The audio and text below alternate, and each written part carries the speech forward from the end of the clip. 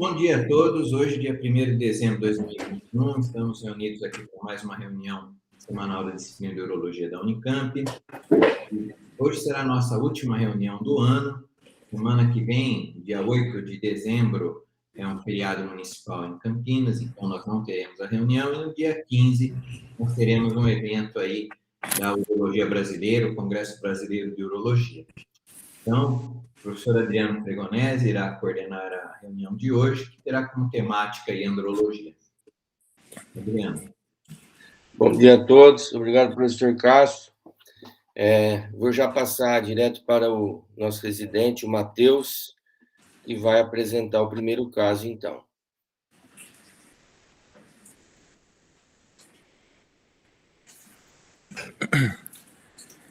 Certo. Inicialmente, mais uma vez, deixo aí as nossas duas redes sociais, tanto do Instagram quanto do YouTube, para quem não seguir ambas, poder ir lá e seguir a gente para ter mais informações sobre as nossas atividades semanais, né? Temos reuniões prévias, tem bastante conteúdo de boa qualidade. Primeiro caso é paciente JDCO, paciente de 32 anos do sexo masculino. A queixa principal é um casal com desejo de engravidar há 3 anos. Eles são um casal que tem tentativa de gestação sem sucesso há 3 anos, com uma média de 3 relações por semana, sem alterações em relação à relação sexual e com ejaculação anterógrada, sem alterações também. Nega o uso de lubrificantes, nega disfunção erétil, alteração de libido ou outras alterações. Nega filhos nem dela, nem da parceira de outros relacionamentos prévios. A parceira tem 26 anos, já foi realizada a investigação do fator feminino sem alterações. Nega histórico de criptorquidia, né, o paciente, cirurgia ou qualquer outro tipo de cirurgia durante a infância, negou cachumba, negou DSTs ou orquiepididimites prévias, né, que tem conhecimento, negou qualquer tipo de comorbidade e como ocupação refere ser pintor, né, trabalha com tinta e solvente há cerca de 10 anos. Ao exame físico, tem um pênis sem alteração de tamanho, um meato tópico, né, sem alterações de implantação desse meato uretral. Os testículos levemente de volume diminuído, bilateralmente, consistências normais. Os ductos deferentes palpáveis, bilateralmente. E ausência de varicocele bilateral, né, mesmo quando realizadas manobras de esforço em decúbito e ortostase. Ô, Matheus, espera um pouquinho, vamos ver um residente aí. O Fábio está na sala? Sim, professor. O que você faria para esse paciente? O que você investigaria?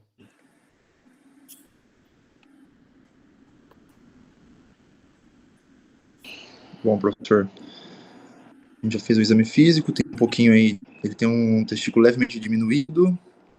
Acho que para começar o exame eu faria um espermograma, a investigação. E me diz uma coisa, parece que o Matheus deu ênfase aí o fato dele ser pintor, mexer com solvente, isso aí tem alguma interferência na espermatogênese? Professor, eu não vou saber responder essa informação. Eu acho que sim. E você, Marina? Você faria alguma coisa a mais além desse espermograma? Bom dia. Bom dia. Professor, eu faria o espermograma, ele tem uma amostra, pelo que eu vi aí, já vai vir, né? Então, eu faria 2 amostras do espermograma e um perfil hormonal, pelo menos, LH, FSH, testosterona, pediria um estrógeno também. Gostaria de saber se esse paciente é obeso ou não. E o senhor perguntou das solventes e tintas, o contato crônico e prolongado com esse tipo de material pode prejudicar, sim, a espermatogênese. Tá. E, Marina, aproveitando, com relação ao espermograma, nós recebemos muito no consultório e a orientação, pelo menos dos laboratórios, é que o indivíduo fique com 5 dias de abstinência sexual. É isso mesmo?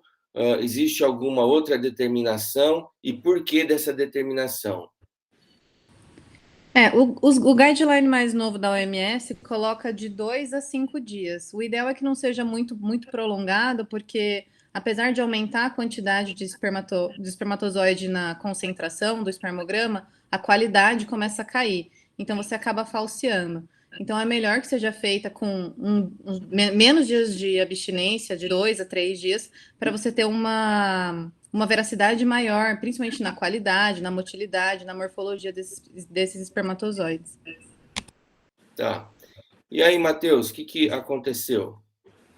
Na verdade, essa é a história do paciente até ele chegar no nosso ambulatório, né? Ele chegou com uma cartinha, segundo as informações dessa cartinha e a história, nós estamos nesse momento, né? Nessa carta de encaminhamento, ele relata que realizou o espermograma externo. O único laudo que ele trazia, sem o exame, falou que não tinha possibilidade de pegar o exame, é que ele tinha uma leucospermia e uma azospermia. Era isso que estava descrito. Mas não demonstrava outros parâmetros nem nada mais, né? Então, é exatamente isso que nós fizemos nessa consulta. Nós solicitamos laboratoriais gerais, novo espermograma, e foi solicitado também um ultrassom de bolsa testicular. Em relação aos laboratoriais gerais, ele veio com FSH de 11, um LH de 4,98, uma testosterona total de 4,12, sem outras alterações. Ele não era um paciente obeso, não tinha nada relacionado à parte de síndrome metabólica, não tinha alteração de função renal, enfim, o restante dos exames estavam todos normais. No espermograma dele, foram realizadas 2 amostras, né? Nas 2 amostras, nós podemos ver que realmente ele é um paciente que ele tem um quadro de uma azospermia, né? Em ambas amostras, com um pH normal de 8, sem outras alterações que ele demonstra, né? Só essa azospermia mesmo. Tá. Ô Marina, por que mais uma vez o Matheus deu ênfase aí no pH? Talvez ele não tenha falado da frutose. E gostaria também da interpretação de leucospermia. O que significa leucospermia? Leucospermia no espermograma habitualmente indica vigência de infecção. Então, quando a gente encontra a leucospermia, a gente já trata o paciente e a parceira com azitromicina. Agora, a respeito do pH, o senhor até falou da frutose, eu acho que o Matheus ressaltou aí para a gente pensar em causas obstrutivas, né? Então, eu acho que ele comentou por isso. E o paciente também não faz nenhuma medicação de uso, por exemplo, alfa-block, que possa levar a ejaculação retrógrada, nada disso, né? Realmente ele não faz uso de nenhum tipo de medicação. Isso aí foi uma coisa que a gente até conversou com ele em relação a, por exemplo, reposição de testosterona, algum tipo de alteração, assim. Ele falou que nunca fez uso. Doutora Samu. O Adriano, queria saber esse espermograma, 2 amostras, o intervalo de quanto tempo você pede esse espermograma? Matheus, responda. Esse espermograma ele foi feito com intervalo de 2 semanas, entre uma e outra. Mas o que é preconizado? Não sei não, senhor. Marina? Professor, eu acredito que seja de 2 a 4 semanas, mas agora também não tenho certeza dessa informação. Isso aí é em torno de 2 semanas, doutora Samu. Agora, Marina, eu perguntei sobre o pH, eu queria saber como é que você interpreta esse pH para dizer que é obstrutivo ou não obstrutivo, e a frutose, como é que você interpreta? A frutose, ela está relacionada com uma alteração de vesículas seminais, né? Então, aí a gente já pensaria em presença de frutose, pensar em pedir um ultrassom para avaliar vesículas seminais, ultrassom transretal, né? E o pH também vai nessa linha, se eu não estou enganada. Tá. Segue, então, Matheus. Certo. No ultrassom de bolsa testicular do paciente, ele veio com o testículo esquerdo de 11 centímetros cúbicos, um testículo direito de 12 centímetros cúbicos, sem outras alterações. Tá. Bom, o Ricardo Saad não está aí, né? Eu vou perguntar aqui para o Léo. Ô, Léo, você é um defensor da adoção. Eu gostaria que você defendesse isso que você tanto preconiza e queria fazer um contraponto com a Marina, na qual ela defenderia a reprodução assistida. Gostaria até que a Marina também colocasse essa sopinha de letrinhas que é pesa, mesa, pesa. O que é isso aí? Então, primeiro, Léo. Léo, defenda o seu ponto de vista. Bom dia. Bom dia. Existe, diante da questão, né, de reprodução, paternidade, maternidade, existe uma responsabilidade muito importante que é negligenciada habitualmente, e mais do que negligenciada, é estimulada a não ser refletida. Então, é fácil você pedir um montante desse paciente para o seu ganho e entregar fazer uma fertilização assistida para ele e pronto.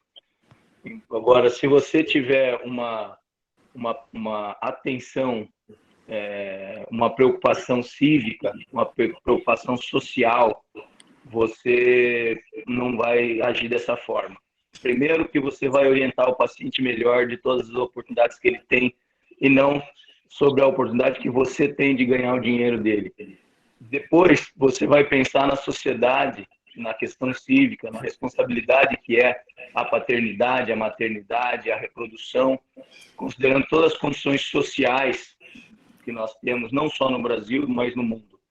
Então, diante disso, é nossa obrigação, é nossa responsabilidade. Isso vai ao encontro ao Código de Ética Médica, que nós devemos promover a saúde da população, não individual, não financeira, e tampouco negligenciar aspectos tão importantes. E, como nós já dissemos outras vezes, a gente não trata uma próstata, não trata um rim. A gente também não trata, acabei agora.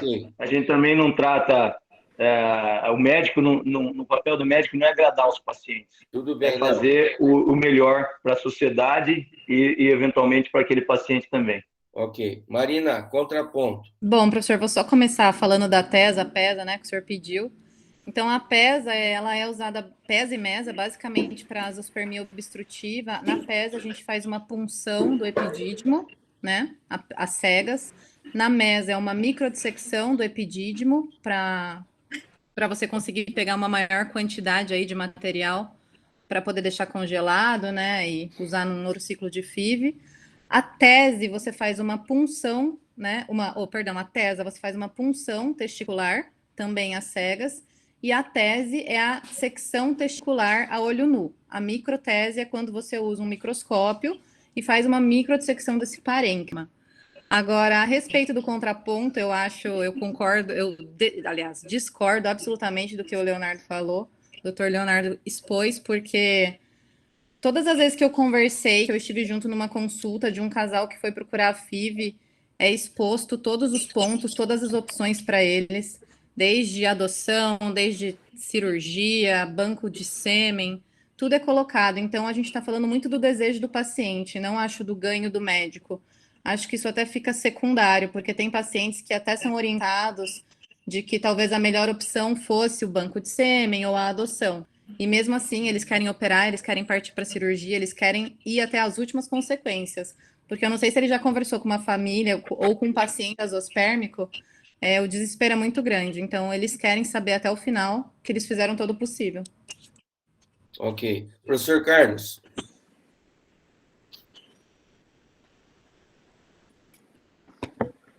Professor Carlos. Contraparte. Oi. Contraparte de inseminação assistida é a parte genética do paciente. Se ele tem algum componente genético, você não deve fazer essa inseminação assistida. Falta esse estudo. Eu concordo perfeitamente com a Marina. Acho que não tem sentido essa conversa do Léo. Bom, Matheus, diante dessa requisição do professor Carlos, você fez uma avaliação genética desse paciente? Exatamente, professor. Essa é a continuidade do caso, uma vez que o paciente veio com essa azoospermia não obstrutiva, é mandatório a gente fazer um estudo genético desse paciente para avaliar algum tipo de deleção ou qualquer tipo de alteração, né? Inicialmente foi solicitado, foi encaminhado para avaliação genética, né? No HC nós temos o pessoal da genética lá que recebem esses casos e fazem uma investigação geral. Foi solicitado o cariótipo, né, de sangue periférico. O resultado foi 46XY, né, um cariótipo normal, de acordo com essas informações. O senhor quer discutir algo a mais? Não, pode passar para frente. Certo. Pensando num cariótipo normal, um paciente assim, nós precisamos avaliar o cromossomo Y para ver se tem algum tipo de alteração que possa justificar essa alteração dessa azoospermia desse paciente, né? Então, foi prosseguido com a investigação do cromossomo Y e foi avaliado que o paciente tem deleção de partes da região AZFB e AZFC. Tá. Queria perguntar agora, então, para o Dr. Ricardo Miyaoka. Ricardo, diante desse quadro aí, você tendo uma deleção da AZFC, que é o mais frequente, mas também tem a B, isso aí pode ter você pode dar algum prognóstico para esse casal? E o que você faria nesse caso? Oi, Adriano, bom dia a todos. Bom dia. Eu entrei um pouco atrasado, mas que pelo que eu entendi é um quadro de azoospermia não obstrutiva, né? Sem outros comemorativos a princípio. Isso. Eu confesso para você, Adriano, que eu nunca tive oportunidade de pegar um caso desse com mosaicismo aí para microdeleção de cromossomo Y. Nas situações que tem microdeleção de locus C exclusiva, não está contraindicado você prosseguir, né, com a pesquisa pela microtese, uma chance aproximada de 50% de sucesso no achado de gametas masculinos. Na presença de microdeleção de locus B, está proscrito você incentivar o paciente a progredir com a microtese, porque a chance é nula. Na ocorrência desse combinado aí, eu sinceramente não sei qual que é se o prognóstico ele fica comprometido pela presença dessa microdeleção do locus B. Realmente isso que o Dr. Ricardo falou é verdade. 80% das microdeleções são da região C, A e B é muito pouquinho. Eu também nunca vi essa mescla aí de B e C, mas o paciente quer, a mulher quer, e eles queriam saber se existe a possibilidade, por exemplo, de fazer o que a Marina falou, de repente uma punção, de repente até uma microdissecção testicular. Marina, você quer responder isso? Eu acho que, como o Dr. Ricardo já comentou, né, com esse quadro de mosaicismo, eu acho que a melhor opção seria uma microtese mesmo, para você poder fazer uma varredura do parênquima e tentar achar uma pequena área de espermatogênese, né? Entendi. E como é que é essa microtese? Explica para mim. Na microtese, a gente usa um microscópio, faz uma abertura testicular, expõe todo o parênquima e vai fazendo uma varredura no microscópio desse parênquima, né? Você escolhe como você quer fazer, do polo superior para o inferior, enfim. E vai coletando amostras e mandando para o laboratório de FIV, onde o pessoal da embriologia vai fazer a medida, né, desses túbulos. E quando esses túbulos são menores do que 230 micrômetros, a chance de ter células germinativas dentro é muito baixa. Então, já consegue ter uma ideia do que a gente está procurando. Agora, Ricardo, deixa eu te fazer uma pergunta um pouco capciosa. Se você encontrar só espermátide, existe a possibilidade de você fazer uma fertilização in vitro com essa célula? É uma boa pergunta essa, Adriano. a experiência que nós temos lá, né, na Androfert é de insucesso na totalidade dos casos onde isso foi tentado, nos pouquíssimos casos onde foi tentado. Existe descrição na literatura de raros casos de sucesso, mas na Androfert está desestimulado esse tipo de procedimento pela, como eu disse, totalidade de insucesso nos casos tentados. Só um comentário sobre a microtese, eu concordo com a Marina, a abordagem inicial, na minha opinião, deve ser feita por microdissecção. Houve uma época em que, caso de azoospermia não obstrutiva, a gente chegava a incentivar o paciente a fazer uma tesa diagnóstica, né, com o objetivo, tinha 2 objetivos, né? Primeiro, tentar mapear se o paciente eventualmente recuperava espermatozoides nessa punção e eventualmente pudesse fazer uma criopreservação dos espermatozoides, poupando ele de progredir para uma microtese. E a segundo objetivo era dar um diagnóstico histológico para orientar melhor a respeito do prognóstico de sucesso da microtese na eventualidade de não ter espermatozoides. O que se viu ao longo dos anos aí é que, primeiro, a chance de captação na tesa, nesses casos, ela é muito baixa, e o prognóstico baseado em histologia advindo desse procedimento, ele não muda a tomada de decisão do paciente. Eu confesso para você que eu acho que eu tive um caso de um paciente que optou por não progredir para microtese por apresentar aplasia de células germinativas. Mas todos os casais, mesmo diante de um prognóstico muito reservado, como é o caso da aplasia germinativa, eles querem tentar, né? Então, perdeu um pouco de sentido fazer a tesa como procedimento pré-microtese. Ok. Fala, Léo. Sucinto, hein? Quando você vai fazer uma fertilização, assim como uma pergunta para o Ricardo, quando a gente vai fazer uma vasectomia, o paciente tem toda uma normatização, tem lei, né? Ele precisa fazer um documento, ele precisa passar pelo planejamento familiar, eu não posso fazer a vasectomia antes de 60 dias. Como é que é para a fertilização assistida, Ricardo?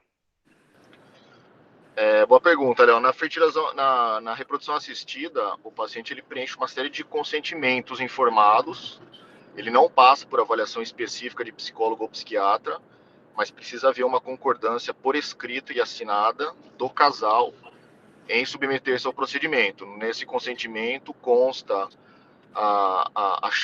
todas as possibilidades de ocorrência, né? Complicações do procedimento, eventualmente risco de insucesso. Não tem a distância entre o desejo e o ato, como tem na vasectomia? Não há, Léo. Muito bom, obrigado, Ricardo. Vejam, então, esse é um ponto importante, né? Você vê que uma decisão tão importante, né, como a paternidade, a maternidade, a reprodução, eu posso ir lá, assinar um documento e fazer no mesmo dia. Agora, se eu quiser controlar a reprodução, pensar num contexto social, cívico, aí eu tenho que ter barreiras, dificuldades. Então, assim, esses argumentos de você já conversou com o paciente, faz sentido. Nós estamos conversando aqui, é uma conversa de especialistas, né? E nem tampouco não faz sentido. Então, eu queria só colocar que, do ponto de vista macro, do ponto de vista de políticas, de social e cívico, vejam a discrepância. Por que para fazer uma vasectomia, um controle familiar, o indivíduo necessita de múltiplos profissionais, né, multidisciplinar, um documento ele precisa, por lei, emitir o desejo de só fazer depois de 60 dias, mas para ir numa clínica e fazer reprodução, ele pode fazer com consentimento comum. Então, vejam, talvez devesse ser o inverso, né? Ok. Matheus, qual que foi o desfecho desse caso? Então, senhor, na verdade, esse caso ele está em aberto para essa discussão. Na verdade, foi o que vem para frente aí é toda essa discussão que a gente teve em relação a esse caso. Ele ainda não está totalmente fechado. Tá, então, para fechar o caso, doutor Ricardo Saad, o que o senhor faria para esse caso aí? Bom dia a todos. Ô, Adriano, eu estou chegando agora, você pode só resumir?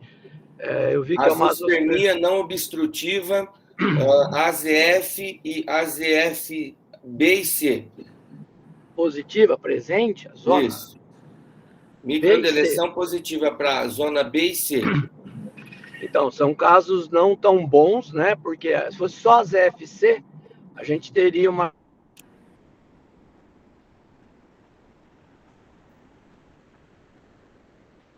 Bom, vamos então passar para o próximo caso, Matheus. Chance maior. Então, Acho que ele está com falha na conexão. É isso, é.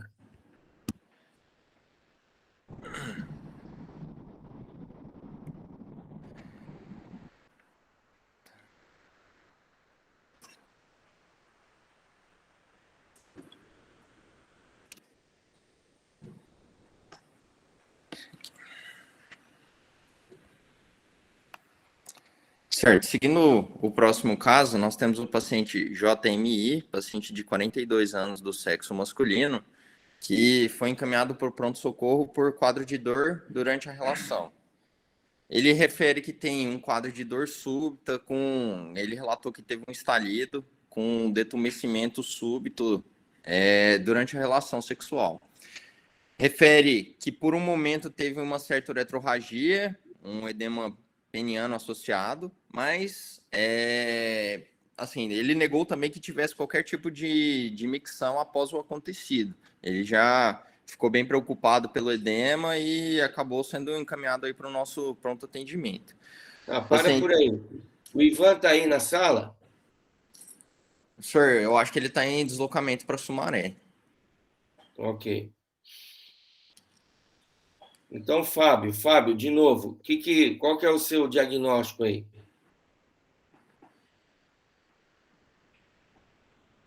Ô, professor, uma dor assim súbita durante o ato sexual, acho que pode ter tido uma fratura de pênis. O que você faria? Pediria um ultrassom no momento aí para comprovar. Ok. E aí, Matheus? Certo. Em relação, seguindo a consulta, no exame físico, ele estava com o pênis bem edemaciado, doloroso à palpação, com um quadro de uma uretrorragia associada. E pelo pessoal no pronto atendimento, antes de entrar em contato com a urologia especificamente, foi realizada uma tentativa de sondagem sem sucesso. Não tem mais informações do que aconteceu nessa tentativa de sondagem. Falaram que tentaram sondar, sentiram uma certa resistência e aumentou a uretrorragia, eles pararam o procedimento. Aí foi pedido ultrassom que o Fábio solicitou. Foi pedido ultrassom. No ultrassom, hematoma envolvendo todo o pênis com sinal de ruptura da albugínea, principalmente a direita. A uretra estava normoposicionada no ultrassom, segundo as informações que foram passadas. E onde era essa laceração da albugínea? Era na base? Em que lugar que estava essa laceração? Foi na base, na região direita do corpo cavernoso, que nós temos sinais dessa ruptura. A uretra, segundo informações, estava normoposicionada e tinha essa ruptura associada aqui. Orestes, diante de um quadro desse aí, o que você faria? Bom, a conduta aí poderia ser conservadora ou cirúrgica, porém, a recomendação é que faça a cirurgia e sutura da albugina, porque você tem menos casos de disfunção erétil pós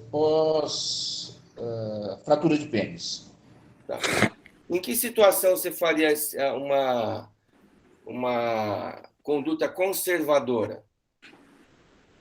É muito relativo, Adriano, mas se fosse um hematoma pequeno, você pode até esperar, mas aqui você tem a uretrorragia também, então indica que essa lesão é extensa. Então, clinicamente, seria, se fosse um hematoma bem pequeno, você pode até tentar conservadora. Mas o preconizado é você fazer uma exploração, porque é melhor uma exploração, você fazer uma sutura precoce, do que uma disfunção erétil pós-fratura. Ok. O João levantou a mão primeiro, depois o doutor Ossamo. O que você quer comentar, João? Bom dia, professor. Bom dia a todos. Não era mais para ver esse ponto em relação ao que o professor Orestes falou de conduta conservadora, mas acho que o paciente com uretrorragia, acho que não seria um caso que daria para tentar, né? Que provavelmente esse paciente, mesmo com ultrassom normal, tem uma lesão uretral aí de corpo esponjoso. Sim. E o senhor, professor Ossamo? É exatamente isso que eu estava falando, o paciente com uretrorragia é sinal indireto que tem lesão da uretra, não tem outra. Até direto, né? Então, aí é exploração cirúrgica, não tem outra opção. Isso. E aí, ô Matheus, o que foi feito? Nesse caso, algum dos senhores solicitaria uma uretrocitografia miccional? Não, eu acho que posso dar Por uma favor. opinião. Eventualmente, esse caso você já leva para o centro cirúrgico, pode fazer uma cistoscopia sob visão direta. Mas, de qualquer maneira, eu acho que já tem indicação de cirurgia e exploração. Marcelo? Não, só para responder ao Matheus, eu pediria, assim, uretrocisto. Uretrorragia é igual a uretrocistografia. Não deveria ter sido feita a sondagem antes da uretrocistografia. Uretrocistografia, você pega 20 ml de contraste, no próprio pronto-socorro você já vê a lesão de uretra. Aí é uma fratura de pênis com lesão de uretra. Você não tem a lesão de uretra sem a fratura de pênis, no caso aí do intercurso. Então, Mas, Marcelinho, você acha que a uretrocistografia mudaria a conduta? Não muda, Adriano, mas você tem que seguir regras que são estabelecidas no trauma de uretra. Você pegar e fazer uma sondagem antes da uretrocisto, você acha que é conveniente? O paciente tinha uretrorragia e foram tentar a sondagem. Não é estabelecido. O estabelecido é você fazer o uretrocisto ver a lesão. Agora, tendo a lesão, você pode decidir por uretroscopia, uma sondagem, se a lesão é incompleta. Você pode decidir pela exploração, como foi muito bem colocado, se você tem fratura de pênis associada, se a lesão for grande. Daí, cada caso é um caso. As duas condutas são pertinentes, tanto a conservadora cistoscopia como a abordagem que o Oretes colocou. As duas são convenientes.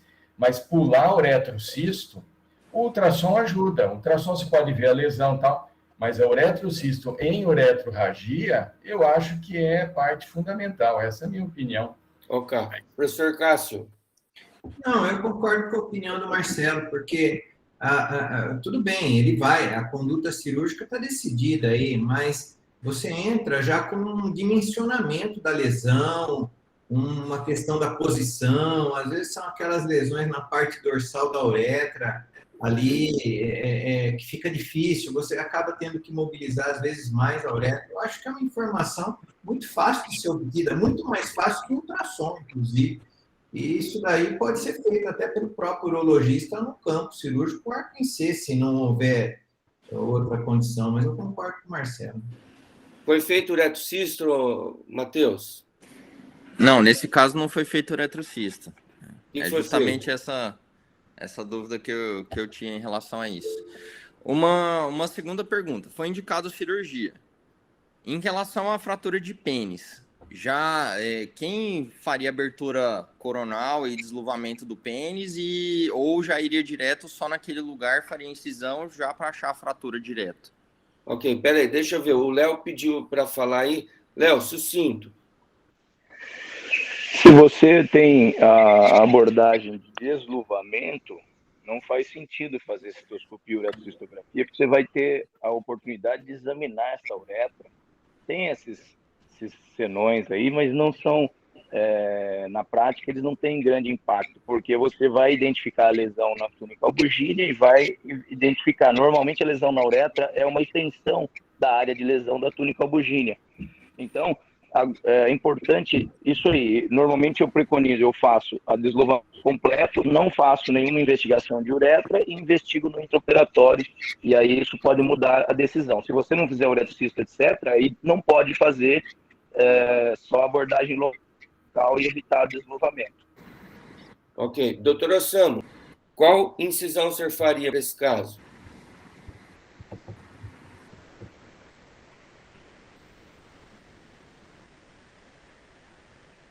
Marcelo? A incisão que for mais fácil. Aí que a uretrocisto também é importante, professor Adriano.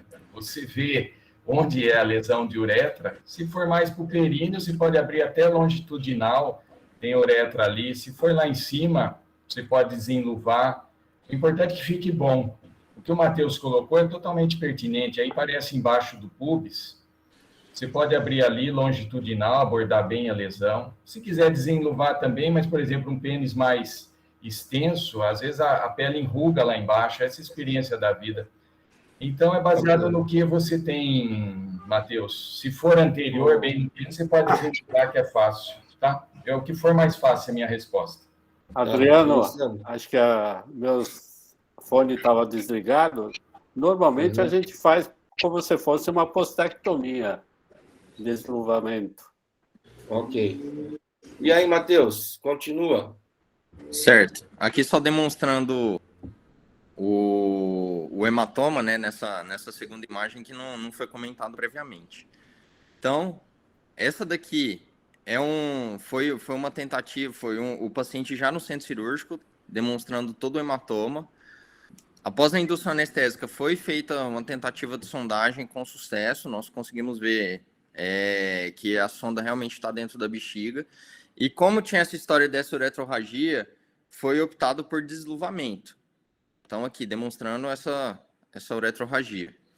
Foi realizado o desluvamento e aqui nós podemos ver uma extensa lesão, né, à direita, associada com...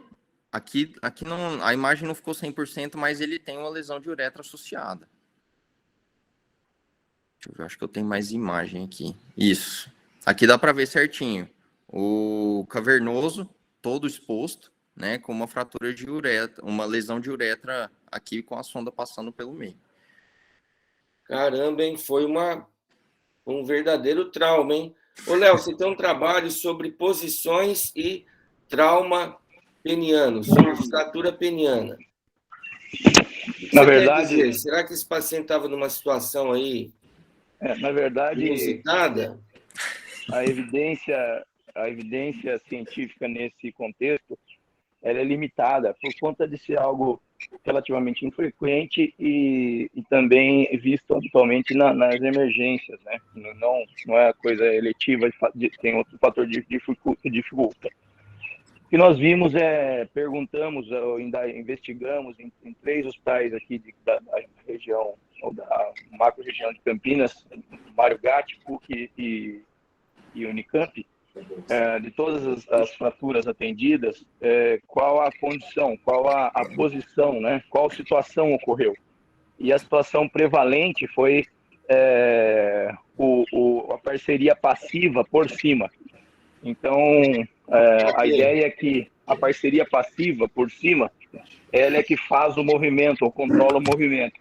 Acho que aí não foi tão passiva não, acho que foi bem ativa, viu? Quer dizer, a gente até escreveu, eram todos relações héteros, né? E woman on top, a gente escreveu, né, no artigo. A ideia é que quando a parceria passiva está por cima, ela controla o movimento e por vezes com o seu próprio peso. Quando tem uma penetração errada, né, que vai dar o trauma, a sensação dolorosa é no ativo. E aí ele não tem como fugir da lesão. Ok, Léo. Então Orestes, o peso e o movimento. Orestes. Adriano, interessante essa ruptura de uretra total. Né? Olha só, toda exposta.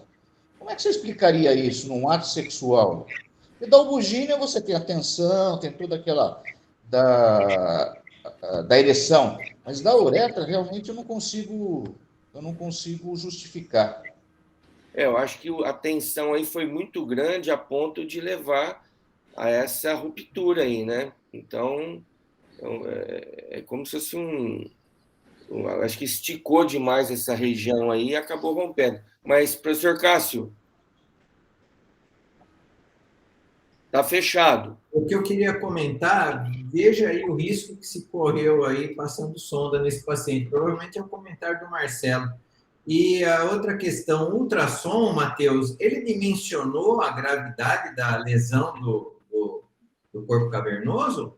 Porque a foto que você mostrou e essa imagem de secção é muito, muito diversa. Então, senhor, isso aí é uma das questões desse caso. Realmente ele dimensionou como uma lesão uma lesão de cerca de 1,5 centímetros, foi algo assim, se não me engano. A grande questão que ele demonstrou bem foi esse hematoma, né? O hematoma ele está todo dimensionado nessa alteração. Então, é uma alteração do que a gente viu em relação ao exame de imagem e no intraoperatório, né? Cássio, o teu aluno de pós-graduação, Aderivaldo, publicou um artigo sobre estalido e fratura peniana. Tem algum valor? Segundo o artigo dele, o estalido ele mostrou valor ele foi um sinal, vamos dizer assim, significativo de existência de rotura do corpo cavernoso, né? Na análise que ele fez. A sensação do estalido. Trabalho bem interessante. Fábio? Professor, tem uma dúvida só. Não sei se o Matheus vai comentar, mas esses pacientes que têm fratura peniana, quantos deles vão evoluir com impotência sexual? Não, geralmente você não tem alteração de potência, não, viu? Esses pacientes evoluem satisfatoriamente bem. Certo, professor, obrigado. Bom, e aí? Qual que é o desfecho do caso, Matheus? Certo. Aí vem uma discussão cirúrgica, né? Nós fizemos o desluvamento, foi optado pelo desluvamento. Como fazer o reparo desse corpo cavernoso e como fazer o reparo dessa uretra nessas condições? Com que fio, que tipo de sutura? Ô, Ricardo, você que está no entra e sai aí, qual que seria a sua conduta aí? Você usa fio absorvível, inabsorvível? Pelo tamanho da lesão, você acha que tem que colocar algum enxerto aí? O que é o seu pensamento a respeito desse caso? Não, eu acho que você pode utilizar o fio absorvível, você pode usar um Vicryl um pouquinho mais forte. A gente tem utilizado isso mais recentemente, não tem tido nenhum grande problema. O padrão é realmente o inabsorvível, porém ele causa um pouquinho mais de incômodo no paciente, principalmente no final da sutura, no nó. Então, assim, eu tenho preferido usar absorvível Vicryl 0 ou 2,0, dependendo da extensão da lesão. E aí, Matheus? E para o reparo da uretra, nesse caso? O caprofil vai muito bem, sem problema nenhum. Espatularia ou não? Oi? Espatularia? Tudo vai depender da área da lesão, né, Matheus? Se você tem uma área... lesão aí, ó. É essa lesão que está na imagem. Então, mas intraoperatório, eu estou vendo ali. Se eu precisar ver que eu tenho uma lesão que está muito esgarçada, primeiro, acertar as bordas. Se não tiver uma lesão, nenhum trauma, uma dificuldade técnica, não vejo essa necessidade de espatular. Se você tiver qualquer suspeita ou dificuldade, você espatula. Certo. E, professor, só uma coisa, desculpa. Sutura simples ou contínua em ambos, a albugina e na uretra? Na albugina é contínua, tá? Na uretra, tem gente que prefere pontos contínuos, tem gente que prefere pontos separados. Para mim, não tem problema. Eu gosto também de fazer ela contínua. Ok. E aí, o que foi feito, Matheus? Certo. Nesse caso, foi feito o reparo do corpo cavernoso com Vicryl, realmente um Vicryl mais forte, ali, 2,0, né? Tendo aproximado bem, sem ficar nenhum tipo de alteração visível no intraoperatório. Em relação à uretra, foi utilizado PDS em pontos separados, né? Depois de reavivado as bordas, elas se aproximaram bem. O paciente ficou, do ponto de vista cirúrgico, ficou muito bom, né? No intraoperatório que nós vimos. Ok. Ô, Matheus, só falar uma coisa, eu falei o caprofil, mas eu estava pensando no PDS. Você tem razão, viu? Desculpa, eu confundi. Ok. Mais alguma consideração sobre esse caso? Eu acho que o caprofil também poderia ser utilizado, professor. Eu acho que ele é uma opção também. Essa dúvida do Matheus com relação a espatular e etc., Matheus, eu acho que você tem que tomar mais cuidado quando é um ferimento por arma de fogo, porque aí você pode ter uma área de isquemia mais longa, alguma coisa que depois te complica. Mas num ferimento fechado como esse daí, eu acho que do jeito que foi feito, excelente. Tá. Segue, Matheus. Beleza. Então, o paciente ele teve alta no PO1 sem intercorrências.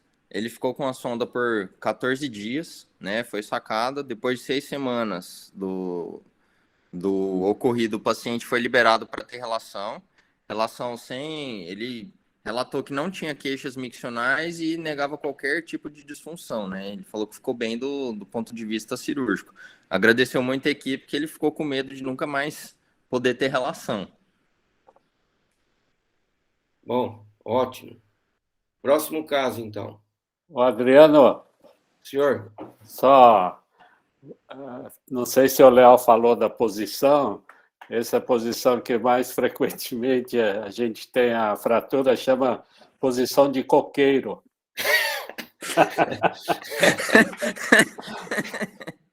É verdade. Adriano, uma última colocação. Acho que é alguma coisa interessante. Como esse paciente teve uma lesão completa do pênis, pode ter tido extravasamento de urina e tudo mais, manipulação. Eu acho que é importante você manter um curativo e o uso do antibiótico, pelo menos aí de 7 a 10 dias, viu? Para você evitar qualquer processo infeccioso que venha prejudicar todo o tratamento estabelecido. Pela urina eu não ficaria preocupado, não, porque a urina é estéril, né, de uma maneira geral, né? Mas tudo bem, bem lembrado. Próximo caso, Matheus. Certo, o próximo caso é o ACR, paciente de 60 anos do sexo masculino que veio com quadro de uma disfunção erétil. Ele refere que há 2 anos teve esse quadro dessa disfunção, conseguindo manter relação com dificuldade. E há cerca de 12 meses ele refere que o quadro teve uma deteriorização, ele teve uma perda maior da função sexual. Nega alteração de libido, indisposição diária ou qualquer outra alteração relacionada a isso. E refere que ele faz uso de sildenafil por indicação do farmacêutico. Eventualmente, ele fala que às vezes tem medo de dar um infarto, alguma outra coisa assim, mas na farmácia foi isso que passaram para ele. Ele tem uma parceira fixa já há 30 anos, com uma certa instabilidade nessa relação, né, nesse casamento dele, principalmente com relação com essa piora de sintomas, né? Eles tiveram algumas brigas e, principalmente nesses últimos 12 meses, eles não ficaram tão bem. Ele refere que durante as tentativas de masturbação ele tem ereção parcial e de curta duração, segundo ele fica meia bomba. De comorbidade, ele é hipertenso, diabético, tem hipotiroidismo, já teve um quadro de uma trombose venosa profunda prévia, tratada, sem novas alterações. Ele não sabe relatar quando ao certo que foi esse quadro, mas tem algo em torno de 5 anos. Ele é ex-tabagista, parou de fumar há 10 anos, tendo uma carga tabágica de 20 anos maço, nega etilismo. Ao exame físico, genital sem alterações, o testículo tópico sem alterações. E ele é obeso? Senhor, ele tem uma obesidade grau 2 para 3 ali. Tá. Aí, exame físico? Certo. No exame físico, não tem outras alterações em relação a isso. Pode seguir o caso? Não. João, o que você pediria para esse paciente aí? E assim, esse paciente aí, você não pensaria em hipogonadismo, apesar de ele ter um libido normal, porque ele tem um monte de comorbidade aí que diminui a testosterona, né? Então, professor, eu pediria uma avaliação laboratorial desse paciente, o perfil hormonal sim, um LH, testosterona total, função renal do paciente, alguma outra alteração hormonal, TSH, T4 livre, perfil glicêmico, perfil lipídico dele. Tá. Segue, Matheus. Certo. Inicialmente, foram solicitados esses exames laboratoriais gerais e foi iniciada toda a lafila 5 mg diária de uso contínuo para avaliar essa questão. O LH veio de 8, um FSH de 7, uma testosterona total de 350, com uma hemoglobina glicada de 9,5. Um TSH de 2, sem outras alterações relevantes ao quadro. né? Tá, espera um pouquinho. Marina, me faz uma análise desse perfil laboratorial desse paciente aí. Bom, ele tem um LH-FSH no limite superior, né? Tem uma testosterona também no limite superior, se a gente pensar que Superior ou inferior? Oh, perdão, inferior. Se a gente pensar no range de 350 até 300 até 800, né? Tá no limite inferior. Uma HB glicada super elevada, um diabetes totalmente descontrolado e um TSH dentro do padrão de normalidade. Tá, então dentro disso que você falou, você acha que a tadalafila vai funcionar nesse ambiente hipogonádico? Ah, acho que não, hein, professor? Ele tem uma síndrome metabólica muito importante, né? E aí, o que você faria para melhorar essa testosterona? Bom, eu acho que primeiro a gente precisa orientar ele sobre medidas comportamentais, né? Como já foi dito aí, perda de peso, atividade física, para tentar aumentar a testosterona endógena, né? Através da musculatura. E eu acho que a gente podia já começar a pensar, além, claro, do controle do diabetes, pensar em reposição para ele, né? Em reposição de testosterona. Por que reposição e não citrato de clomifene? Eu acho que com esse LH mais elevado não seria muito interessante, né? Porque vai elevar mais ainda LH alto. É isso aí. Então, já faria a suplementação. Ok. Matheus, prossegue. Certo, então foram orientadas essas medidas comportamentais, o controle da diabetes, ele foi encaminhado para o serviço de endocrinologia, né? E foi encaminhado para psicoterapia do casal, uma vez que essa queixa dele era bastante importante na consulta, em relação a essa questão com a parceira dele. Em um retorno... Só um pouquinho, peraí. Ângela, você está na sala?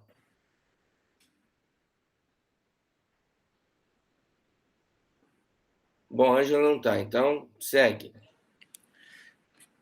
Certo, em um retorno em 6 meses, o paciente retornou com uma hemoglobina glicada ainda alta, né, de 8,5. Ele refere que teve uma melhora parcial dos sintomas, principalmente depois de ter melhorado esse relacionamento com a parceira. Refere que ainda tem uma disfunção erétil que prejudica bastante a vida sexual dele, né? Isso foi bem estigmatizante nesse retorno. Foi tentado novamente mais um pool de tadalafila, né? Foi deixado 5 mg diária com 20 mg antes das relações. Continua. Novamente em 6 meses, ele refere que não teve nenhum tipo de melhora, teve acompanhamento com endócrino e tudo, tá tudo bem com a parceira, mas ele não teve nova melhora com relação à parte sexual. Ele perguntou se não tinha alguma outra medicação que poderia ser feita, alguma coisa a mais. Foi conversado sobre os injetáveis, né, sobre o uso de Caverjet, porém ele não aceitou de maneira alguma o uso da medicação, falou que já estava usando a insulina, ele tinha uma dificuldade ele tinha muito medo de agulha, mesmo assim estava fazendo uso da insulina e não queria de maneira alguma fazer uma injeção intracavernosa. E quando foi conversado sobre a possibilidade de prótese peniana, ele achou que seria a melhor modalidade de tratamento, ele acabou solicitando por esse tipo de tratamento. Ok. Doutora Ângela, por favor, seus comentários. Bom dia, me desculpe, eu não consegui acionar o som. Sem óculos eu não enxergava. Realmente, a indicação para um atendimento, né, foi realmente bem feita, porque nós sabemos que a questão da expectativa do desempenho é um fator extremamente importante e que acaba agindo na hora da relação e mesmo antes dela, né? Então, eu acredito que deveria insistir um pouco neste encaminhamento para que seja conversado com o casal e analisado um pouco mais como está o relacionamento atual, né? Tá bom. Obrigado, Ângela. Marcelo, você queria fazer algum comentário? Está desligado. A pergunta é para você, Adriano. Você, como chefe de ambulatório, um paciente como esse aí, ele já usava um tipo sildenafil antes. Por que você passou para uso diário da tadalafila? O que a tadalafila, objetivamente, o uso diário oferece de melhor do que o on-demand? O que dá de diferente? Então, na realidade, o uso diário já foi provado em trabalho cabeça a cabeça que ele tem uma eficácia melhor, tá? Mas aqui eu acho que é o seguinte, ele não estava funcionando com o sildenafil e foi decidido trocar, tá?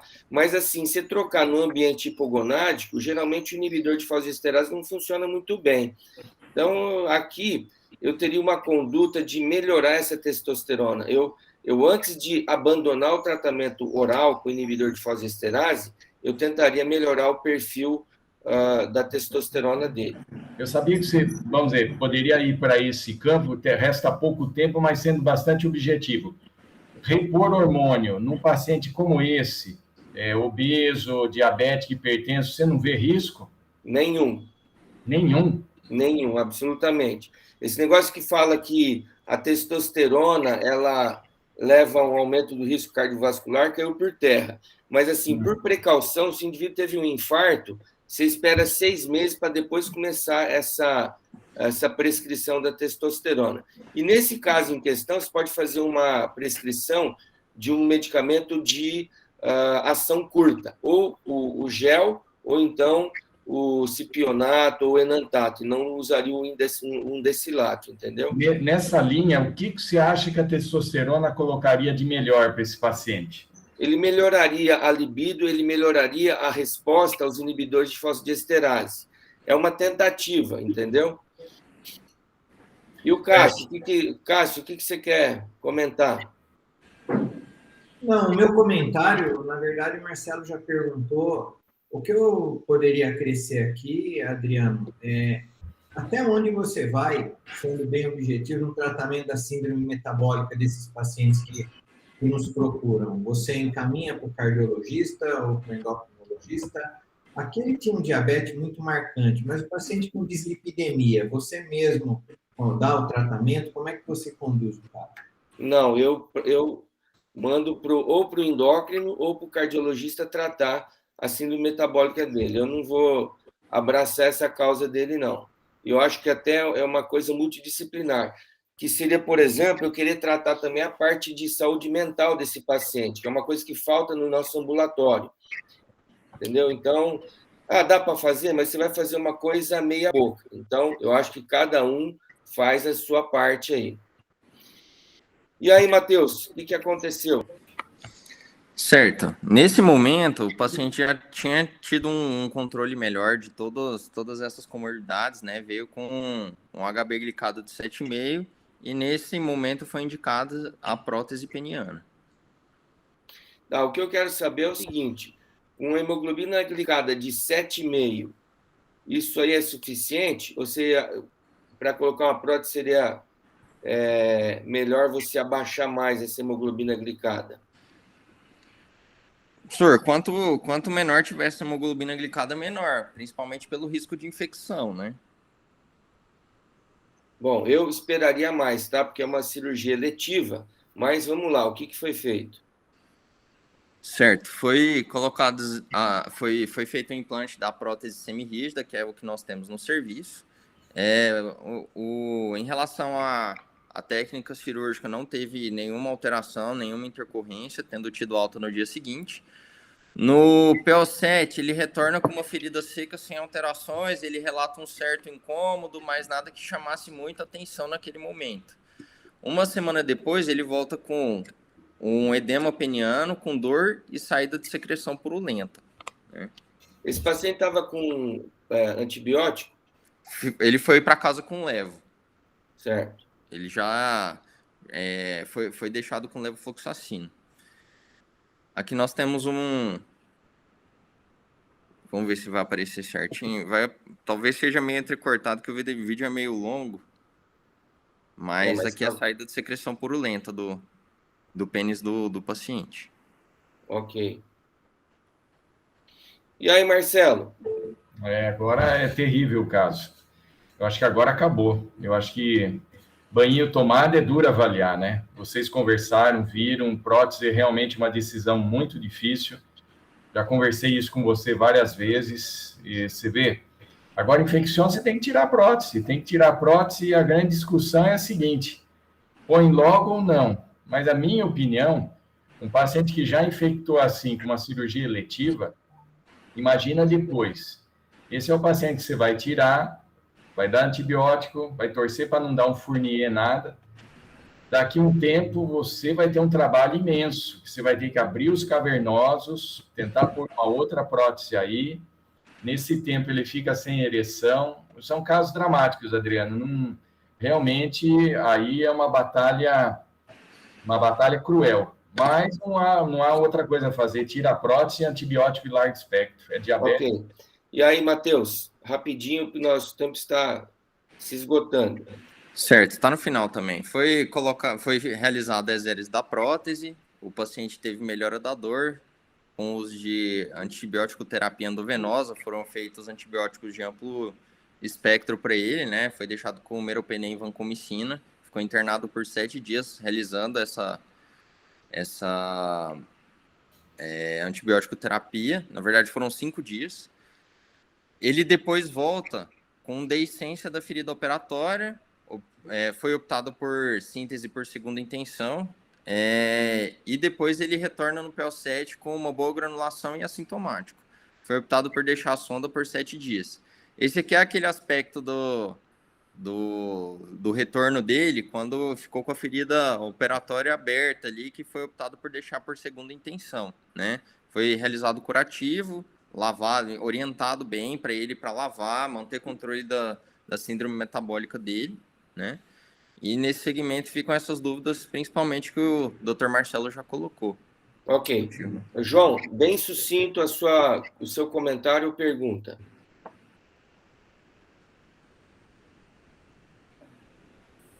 João Ibrahim? Professor, desculpa. A gente já discutiu isso, mas só para deixar claro. O senhor costuma fazer antibiótico para esses pacientes na noite anterior? O senhor costuma deixar a prótese no antibiótico ali no momento da cirurgia? E qual antibiótico o senhor faz na indução? Não, eu faria o antibiótico no dia da cirurgia. O ideal é você fazer a tricotomia no dia da cirurgia. Prótese com antibiótico é muito bom, tanto é que reduz em metade a incidência de infecção, só que aquele antibiótico que está impregnado na prótese. Seja na prótese hidrofílica, na qual você coloca o antibiótico que você bem entender num soro e mergulha a prótese, ou então na outra que já vem impregnado, geralmente a rifampicina, que dá uma cor mais amarelada para a prótese. Então, realmente tem uma indicação. Agora, o nosso, a prótese não é hidrofílica, então o fato de você colocar o antibiótico ali não vai ter muito resultado, não. O que a gente acaba fazendo é fazer uma lavagem com uma solução antibiótica ali, geralmente o antibiótico bactericida, que no caso seria a gentamicina. Mas no caso aqui em questão, esse caso não dá para fazer a colocação imediata, porque tem pus, que seria o que o professor Mulcahy, que é dos Estados Unidos, preconizava. Esse aqui vai ter que esperar pelo menos 3 meses, e para facilitar a colocação de uma nova prótese, o que se tem utilizado é o uso de vácuo terapia. Você faz 15 minutos por sessão, 2 a 3 vezes por dia, durante 3 meses antes da colocação. E que isso acaba tendo um resultado bastante favorável na colocação da nova prótese. Então, pelo adiantar, eu gostaria de passar, então, a palavra para o professor Cássio, ele encerrar essa reunião. Eu agradeço aí ao Adriano a condução da reunião. Esse último caso, só um comentário final, para os residentes, nós podemos fazer concessões aí. O paciente tinha uma hemoglobina glicada muito alterada, e aí a gente fica com dó e tal, e aquela situação de dificuldade toda, mas às vezes você falar não é melhor, no final das contas, aí, do que submeter o paciente aí a esse risco aí. Eu agradeço a todos. Hoje é a última reunião do ano, então, aqueles que entraram depois do nosso início. Na semana que vem teremos um feriado, não haverá reunião. No dia 15, Congresso Brasileiro de Urologia, eu convido a todos a partir da segunda semana de janeiro, quando nós retomarmos as reuniões regulares aí. Bom dia a todos, bom trabalho. Bom dia. Bom dia.